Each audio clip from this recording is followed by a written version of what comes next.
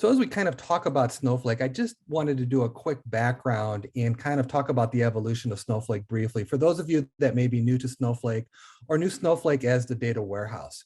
Well, back in 2015, that was true. We started with one region in AWS on the west coast of the United States, and we were built for the cloud. The idea of separation of storage and compute, the idea of near zero maintenance and per second billing.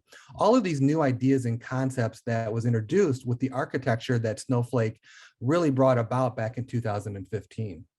Move forward to 2018, 2019, started to expand not only to more regions, but really the three major cloud providers as well.